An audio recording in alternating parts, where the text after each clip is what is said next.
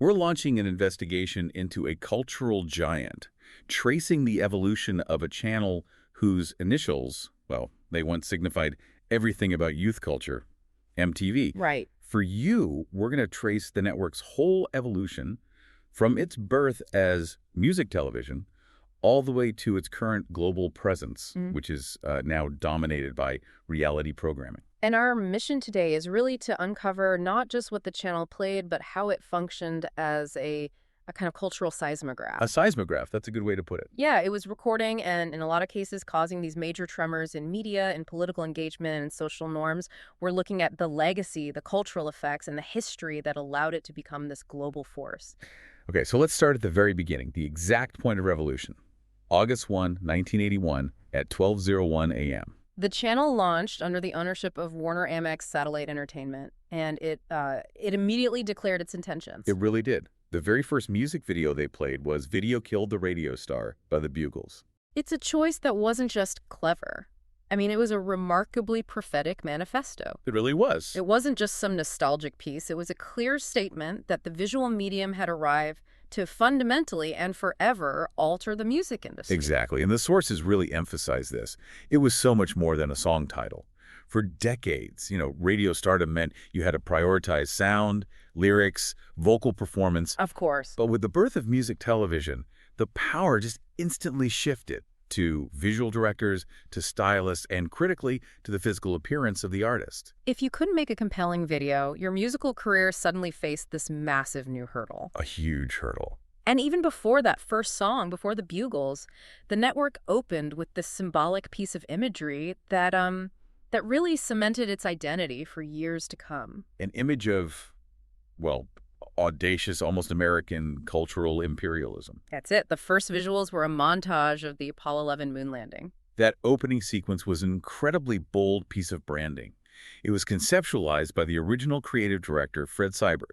And it all concluded with that moment, the American flag is planted on the moon's surface. Right, only for that flag to be dynamically replaced by the jagged, rapidly changing MTV logo. All while the network's original guitar-driven jingle played. Yeah. I mean, the audacity of that symbolism Is huge. It's essentially saying, we are planting our flag here, not on physical ground, but in the cultural landscape.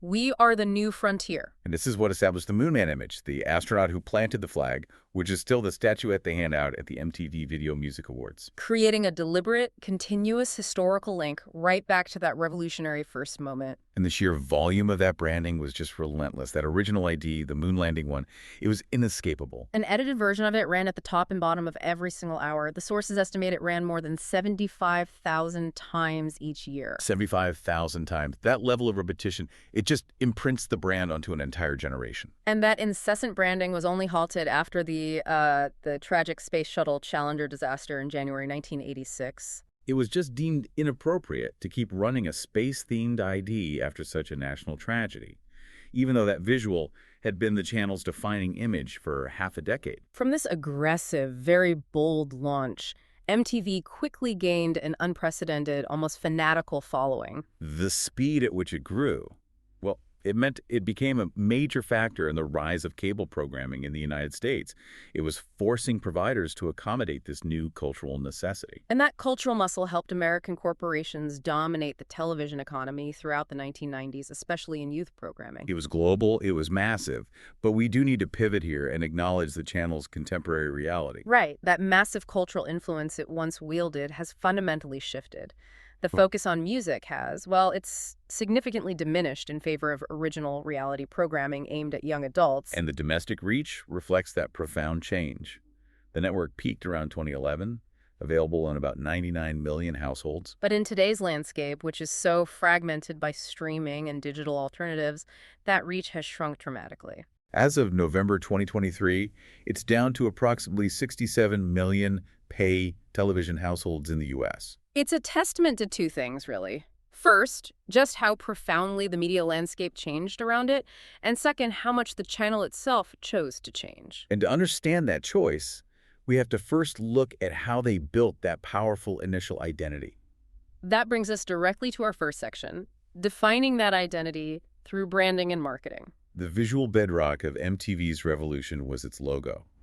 The channel's first logo, used for over a decade, was revolutionary simply because it was designed to be fundamentally unstable. This is where the genius of Manhattan Design, the collective with Frank Olinsky, Pat Gorman, and Patty Rogoff really shines. They were working under Fred Seibert's direction. And the mandate was clear. Right, Create something that never felt settled. right. The design was a block letter M with the word TV just sort of scribbled and spray painted across it. It felt immediate, rough, a little defiant. And while the initial graphic had the M in yellow and the TV in red, that color scheme was just a starting point. It wasn't the identity. No, the identity was the shape itself. And what's really fascinating here is the key branding innovation. If you think about every other major network logo in 1981, NBC, CBS, ABC, they were all static, fixed, designed for consistency. The MTV logo was the inverse. It was designed to be constantly dynamic. The network's internal mandate was that the logo must be branded with an unlimited variety of colors, patterns, and images on its station IDs. And we see the incredible breadth of this in the examples the sources point to. You had the 1984 Art History ID, where the logo was rendered in the style of Van Gogh or Picasso. Or the 1988 Adam and Eve ID, where the M became the apple and the TV was the serpent coiled around it. The logo could be made of fire, liquid, bricks, anything. The power of this adaptability is that the only constant elements were the general shape and proportions. This meant the logo was always fresh. It reflected the non-stop changing nature of youth culture and music. It signaled to the audience, we are restless and we are moving forward, just like you. It was an early form of hyper-relevant marketing, communicating that the channel wasn't some institution, but a living, breathing cultural reflection. That radical changing logo really defined the visual style of the 80s, but beneath that dynamic surface, MTV faced immense pressure to change its programming content. And that pressure boiled over when addressing diversity, but first they had to fight just to get on the airwaves. This required one of the most iconic and aggressive ad campaigns in television history. I Want My MTV.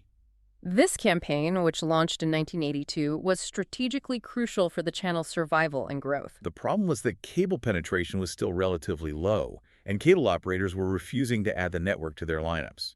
They saw it as too niche or unnecessary. So the core concept was actually rooted in nostalgia. It was developed by George Lois, based on a 1950s commercial for Maypo cereal, I Want My Maypo.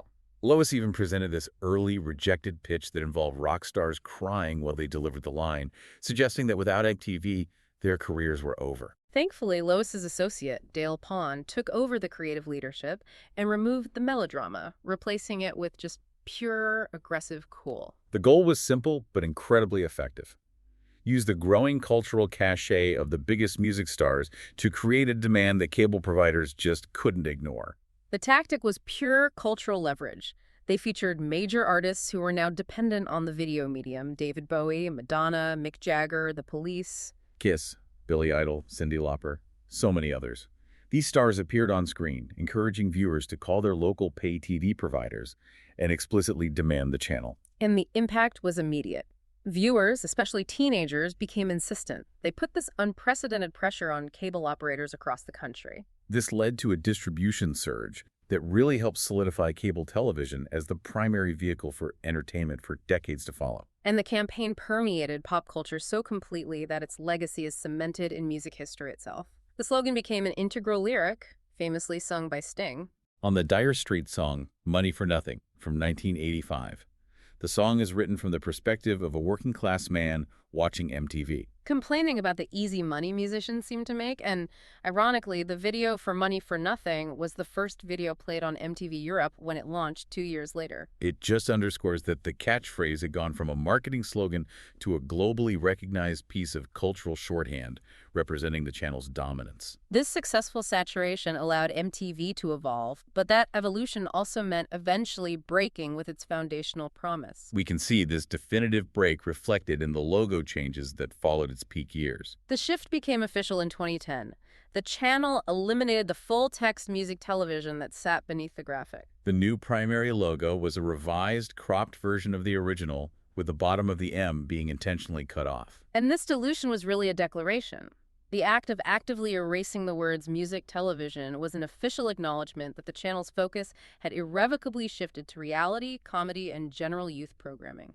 They were no longer primarily a music channel, and the logo reflected that harsh reality. 5 years later, in 2015, MTV International executed another major rebrand with a completely new graphics package.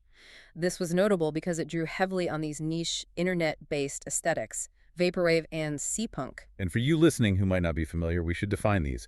Vaporwave is a musical and visual style characterized by a heavy sense of nostalgia, often for the failed corporate utopias of the 80s and 90s. Right. It frequently incorporates glitch art, classical busts, and outdated corporate logos like the original MTV logo itself. And that's precisely why critics analyze this rebrand so intensely. By adopting an aesthetic like Vaporwave, which is fundamentally rooted in a critique of corporate capitalism, critics suggested MTV was trying desperately to remain relevant. Co-opting a countercultural visual style that satirized its own past. And along with those graphics came a dramatically modified slogan. It shifted from, "I want my MTV" to, "I am my MTV." Vice magazine suggested this new slogan perfectly represented the prevailing generational movement towards self-examination, identity politics, and what they called apparent narcissism. It's a profound shift. The network moved from a collective consumer demand, "we demand this channel," to individual self-declaration, "my identity is tied up in this channel." The brand always mirrors the generation it seeks to capture. It's always defining itself as a reflection of its audience's current obsession. So after establishing that bold visual identity, MTV had to define its content. And that's where the network immediately ran into its first massive cultural crisis, the initial, often racialized exclusion of Black artists. This forced a major industry confrontation. The historical reality is stark.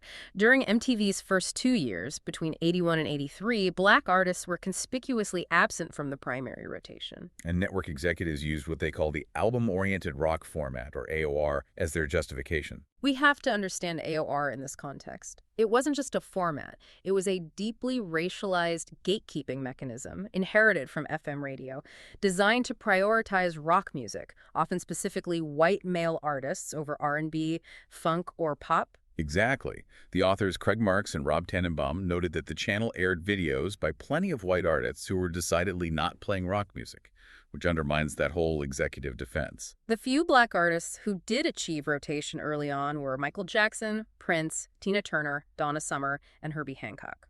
But many major Black artists were outright refused. Rick James's funk powerhouse Super Freak, for instance, was blocked. This exclusion enraged James, who publicly denounced the network for their policies. And it's important to look at the internal conflict, too. Carolyn B. Baker, MTV's original head of talent and acquisition, who is Black, actually rejected the Super Freak video. But not because it was Black music. She stated she rejected it because it was, in her words, a piece of crap that showed half-naked women, and she didn't want that representing her people as the first major Black video. She did, however, question why the network's definition of music had to be so narrowly defined by rock, acknowledging that the network's official party line was based largely on ignorance. Formal defense offered by executives like Les Garland, then the acquisition's head, was a kind of chicken and egg argument. He claimed there were hardly any videos being made by Black artists because record companies weren't funding them. But critics pointed out the circular logic. Record companies were reluctant to invest the money needed to produce high-quality videos for Black artists precisely because they knew MTV, the sole major outlet, wouldn't play them. It created this self-fulfilling prophecy of exclusion that kept non-rock genres locked out. And this simmering controversy just exploded publicly in 1983 when David Bowie, one of the biggest stars in the world, openly challenged the network about its policies during an on-air interview with VJ Mark Goodman. That was a powerful, tense, and incredibly critical moment. Bowie didn't accuse them. He simply asked a pointed question about their programming strategy, forcing Goodman to awkwardly defend the network's practices live. He asked, and I'm paraphrasing the core exchange, "Why are there so few Black artists on the station, especially considering the enormous amount of talented Black American music out there? What kind of message are you sending?" And Goodman's response was the standard executive line, that the network was trying to program for a very narrow demographic. Bowie simply countered by saying, "I think that's a narrow way of looking at it." That brief public exchange put the institutional problem under a spotlight from someone with undeniable cultural authority. That moment generated external pressure. But the true catalyst that broke the barrier came not from culture, but from a corporate financial threat. Right. Before 1983, Michael Jackson was already a star, but his music was still struggling for consistent airtime on MTV. So in comes Walter Yetnikoff, the president of CBS Records. Yetnikoff was furious that Jackson's work was being ignored. In a famous confrontational statement, which the sources note was delivered with a significant amount of profanity, he threatened to pull all of the labels of music. We're talking massive acts like Billy Joel and Bruce Springsteen, if they didn't immediately start playing Jackson's videos. That was a tremendous commercial threat. The network was heavily reliant on CBS content, and losing all of it would have immediately crippled their programming schedule. Yetnikoff's statement was direct. He accused them of not wanting to play music by a black guy, and he forced the financial stakes into the racial discussion. And although Les Garland later claimed he eventually decided to air Billie Jean without pressure from CBS, that account was openly contradicted by other figures within CBS. Regardless of the internal narrative, the facts show that Billie Jean was only gradually added to MTV's medium rotation, that's 2 to 3 airings a day, after it had already hit #1 on the Billboard Hot 100. The success was undeniable, even if the channel was reluctant. The Austin Chronicle later summed it up perfectly, describing Billie Jean as the video that broke the color barrier, even though the channel itself was responsible for erecting that barrier in the first place. But the true cultural and technological game changer was the release of Jackson's elaborate Thriller video late that year. Thriller was not just a 3-minute clip. It was a 15-minute cinematic short film directed by John Landis and cost over $500,000 to produce. A monumental budget for the time. Thriller secured the network's total support because it was undeniable television. It raised the bar for music video production dramatically, setting a new standard. And after that success, the network's defenses collapsed. The door was finally fully opened for more pop and R&B, including Prince's Little Red Corvette and Lionel Richie's All Night Long. It showed that quality visual content from diverse artists just could not be ignored. And it's important to note, this history is not ignored by the corporation today. In 2021, the current MTV Entertainment Group president Chris McCarthy acknowledged the foundational flaw, stating that not playing enough diverse music was one of the bigger mistakes in the early years. So the inclusion of Michael Jackson and other pop and R&B acts fundamentally changed MTV from a niche rock channel to a mass cultural phenomenon. And that success led to a shift. MTV moved away from being purely a channel that played blocks of music videos and pioneered event television and eventually reality programming. MTV's influence wasn't just in making videos important, it was in making television events out of youth culture. The first major annual tentpole was the MTV Video Music Awards, the VMAs, which debuted in 1984. Specifically designed to celebrate the medium they had created. And that inaugural show provided the network with the instant, unscripted controversy it needed to ensure long-term cultural relevance. That show featured Madonna's iconic, controversial performance of Like a Virgin. Let's unpack that specific moment. Madonna performed the song, which was already provocative, dressed in a wedding gown with a boy toy belt buckle. But the critical boundary-pushing element was when she rolled around on the stage floor, revealing her stockings and garter belt, deliberately creating a sense of implied, visible sexuality that just shocked audiences. That single performance cemented the VMAs as must-see TV because it established a precedent. Anything could happen, and the line between performance and provocation would constantly be blurred. And as we mentioned earlier, the award statuette became the Moon Man, directly referencing the channel's original launch ID, tying the brand's future back to its foundational mythology. Beyond the awards, MTV mastered seasonal event programming. They launched their annual spring break coverage in 1986, setting up in Daytona Beach, Florida, and broadcasting live for 8 hours a day throughout March. This was a strategic move.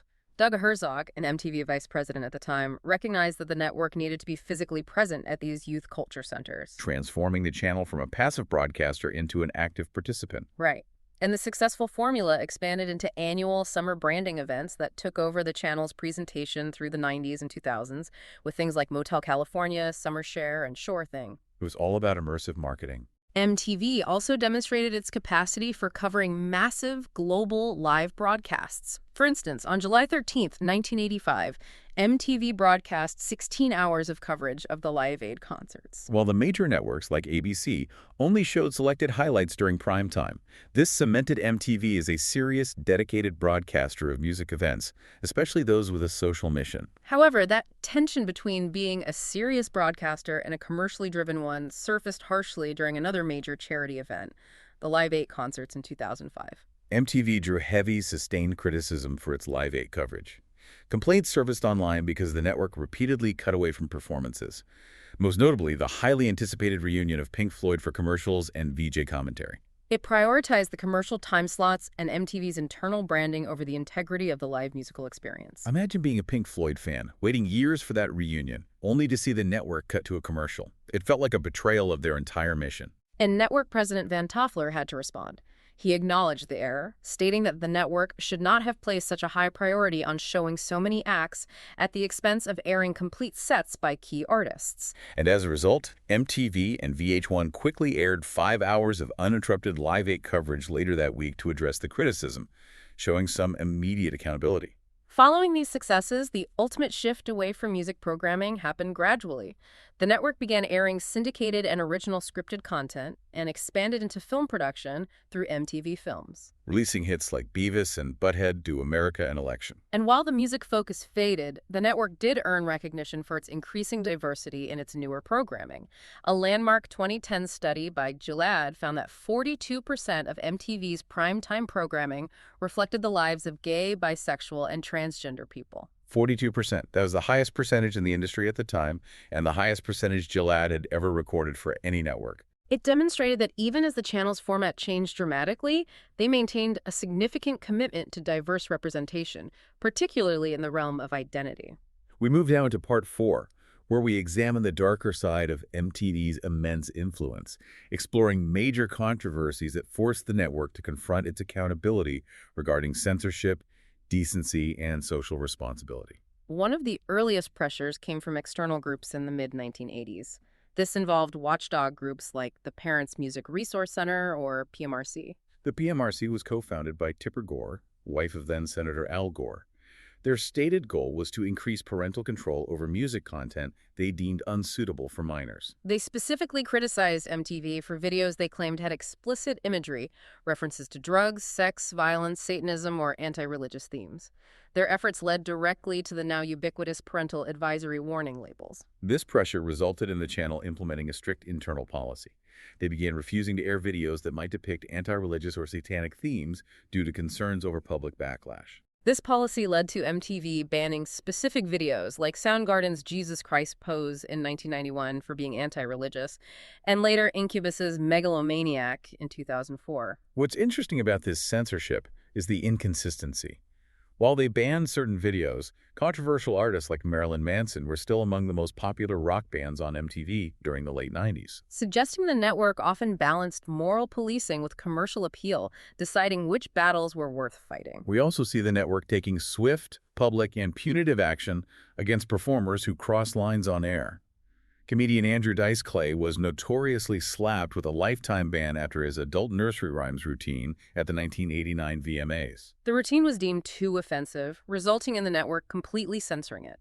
That ban, a lifetime exclusion, stood for over 2 decades, only being lifted in 2011. It just illustrates the network's power to erase cultural figures from its platform immediately. We need to talk about one of the most sensitive controversies, involving the massively popular animated series Beavis and Butthead. We must recount the genuinely tragic incident that occurred in October 1993, following allegations that a 5-year-old child in Ohio burned down his family's home, tragically killing his younger sister, allegedly after watching the program. The context here is crucial. The show is extremely popular, known for its destructive humor, and specifically featured the character Beavis shouting "fire" while flicking a lighter in several early episodes. It is deeply upsetting when a television program, even a satirical one, is linked to such real-world, profound harm, especially involving children. The network's response to this tragic incident illustrates the immediate need for social accountability. MTV immediately pulled the show from its 7 p.m. time slot and moved it to the much later 11 p.m. slot, ensuring it was firmly out of reach of younger viewers. More significantly, Beavis's specific tendency to flick a lighter and yell "fire" was removed from all new episodes. They also went back and exhaustively edited existing episodes to remove all controversial scenes involving fire before they were rebroadcast. This forceful response highlights the power of media influence and the network's urgent recognition that programming decisions carry immense social weight. Perhaps the single most influential controversy for the entire landscape of American television was the Super Bowl halftime show in February 2004. Viacom, MTV's parent company, selected MTV to produce the show. The show, featuring Nelly, P. Diddy, Janet Jackson, and Justin Timberlake, became globally controversial after the final moment when Timberlake tore off a part of Jackson's outfit, briefly revealing her right breast. An event he immediately described as a wardrobe malfunction. The consequences of this momentary exposure were immediate, vast, and political. Michael Powell, then chairman of the FCC, ordered investigation the very next day. The FCC later fined CBS, the network that aired the Super Bowl, a staggering $550,000 for indecency violations, though that fine was eventually reversed. The cultural fallout was even more significant. Internally, MTV reacted with heavy self-censorship, editing many music videos for sexual content for weeks following the event. Culturally, the incident dubbed Nipplegate caused a wave of self-censorship on American television unrivaled since the McCarthy era. The event didn't just affect MTV. It propelled a political debate about media decency directly into the 2004 presidential election cycle. A single moment dramatically altered the regulatory landscape for years. Finally, in the reality television era, MTV faced significant criticism for one of its most successful new formats, Jersey Shore, which premiered in 2009.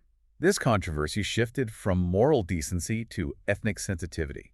The criticism came fiercely from established Italian-American organizations, including Unico National. Their anger stemmed from the way MTV marketed the show. The promotional materials literally used the word grido, a term generally regarded as an ethnic slur when referring to Italian-Americans. Unico National formally called the show a direct, deliberate, and disgraceful attack on Italian-Americans and demanded it be canceled. This presented a different kind of calculation for MTV. They were facing public calls for cancellation and the withdrawal of advertisers. Companies like Dell and Domino's Pizza pulled their ads. This time, however, the cultural outcome was drastically different. Despite the loss of major advertisers, MTV did not cancel the program. They issued a press release that essentially defended the cast, stating they took pride in their ethnicity. And Jersey Shore saw its audience explode, remaining one of MTV's top-rated programs for its entire run. This incident demonstrated a significant inflection point. In the new reality programming model, overwhelming commercial success sometimes outweighed social criticism or concerns over ethnic stereotyping. It is crucial now to balance the controversies we just discussed with MTV's positive social influence.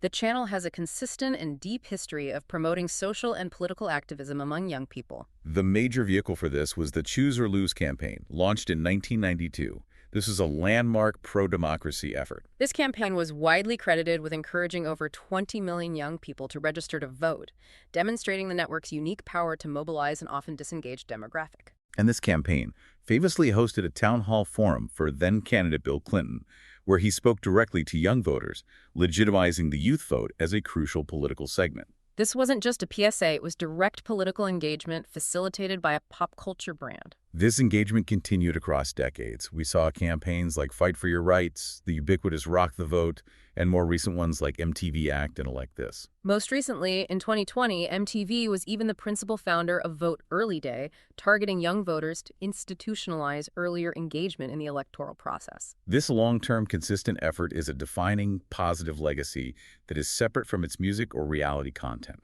As the flagship channel shifted away from music, the brand expanded into a portfolio of U.S. sister channels, VH1, CMT, MTV2, and MTV Live for HD programming. There was one recent notable attempt to return to its roots domestically on the 35th anniversary of the launch in 2016.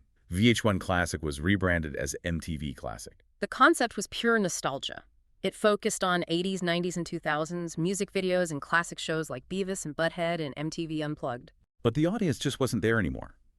The deep irony is that the generation that demanded the channel in 1982 preferred to watch that nostalgia on YouTube or streaming services, not on cable. MTV Classic saw minimal viewership and quickly became the least-watched English-language subscription network rated by Nielsen by the end of 2016. The network pivoted again in 2017, reorganizing MTV Classic into an all-video network, but the failed rebrand solidified a painful commercial truth.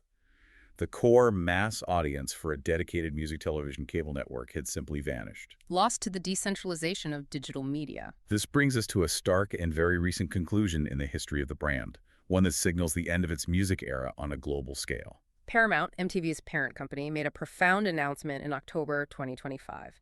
They declared that they would stop broadcasting many dedicated MTV music channels, including MTV Music, MTV 80s, and MTV 90s in major international territories. This termination is set for the end of 2025 across key markets like the UK, Ireland, France, Germany, Poland, Australia, and Brazil. The only channel remaining will be the flagship MTV HD channel, which airs reality series such as Teen Mom and Geordie Shore. The stark contrast is that, as of January 2026, music videos are only carried by MTV in 5 regions globally: the United States, Japan, Israel, Taiwan, and India. The main channel for most of the world is no longer music television in anything but the name inherited from 1981. Euronews journalist David Marquand acknowledged this cultural moment as signaling the death of communal music discovery. A powerful phrase that synthesizes MTV's entire legacy. It created a global communal experience around music consumption.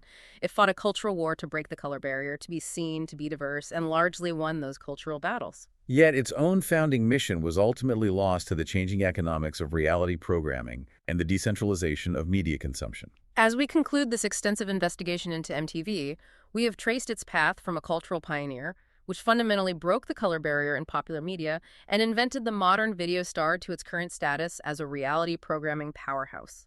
Forced to manage crises, ranging from the Super Bowl incident to ethnic criticism surrounding Jersey Shore. What we see is a network that, throughout its entire history, consistently served as a powerful, often flawed reflection of youth culture, even as it dramatically abandoned its initial founding mission. The cultural footprint remains immense. MTV didn't just play music videos, it invented the visual language of pop and cemented the idea that television could be entertainment, a promotional vehicle, and a platform for political activism. The first video played on the network, Video Killed the Radio Star, was prophetic. The video did indeed kill the radio star, or at least redefine the concept of stardom by making visuals paramount. So considering the network itself has now systematically terminated its dedicated music programming across key international territories, we have to ask a final question for you, the listener, to consider. If the video killed the radio star and MTV has killed the concept of a mass-market music video channel, what institution, technology, or platform holds the cultural power to define music culture for an entire generation today? Thanks for listening.